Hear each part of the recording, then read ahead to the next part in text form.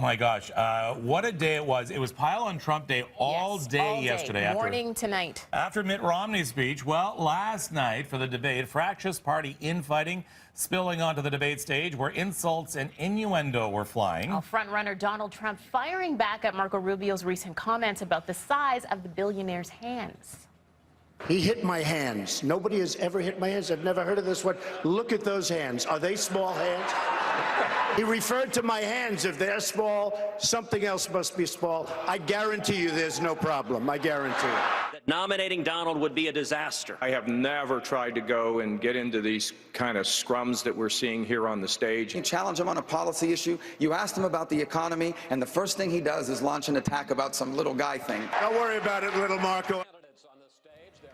Wow, the head-to-head on Fox News also saw Trump I have a exchange very strong pleasant words with the network's Megyn Kelly. This was their first meeting, you remember, since clashing in a debate last summer.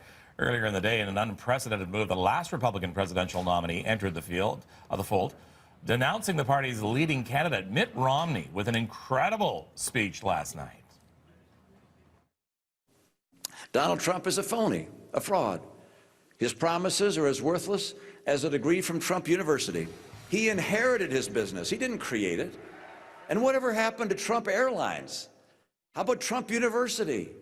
And then there's Trump Magazine, and Trump Vodka, and Trump Steaks, and Trump Mortgage. A business genius he is not.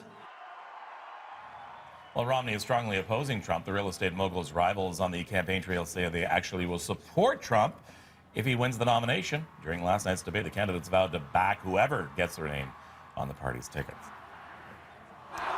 Now, days before Justin Trudeau heads to Washington for the first Canada-U.S. state dinner in nearly 2 decades, our new PM will appear on 60 Minutes this weekend. Trudeau sitting down with the show's Laura Logan, defending his resume of odd jobs like snowboard instructor, of course, remember that, and nightclub bouncer.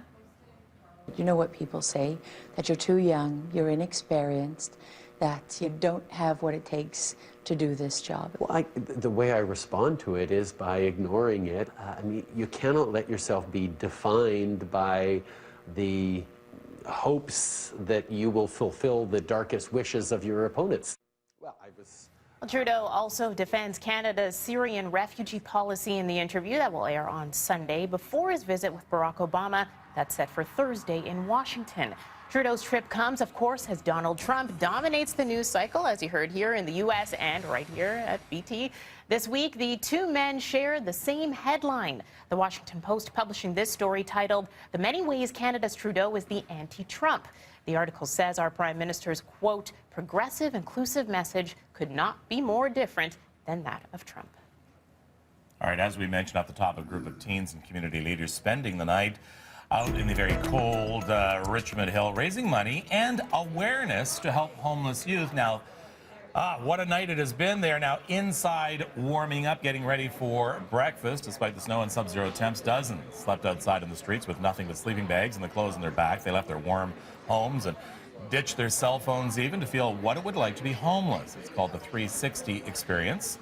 We will be talking to more of them in a little bit about what happened. To learn more, look them up on Twitter at 360kids_York.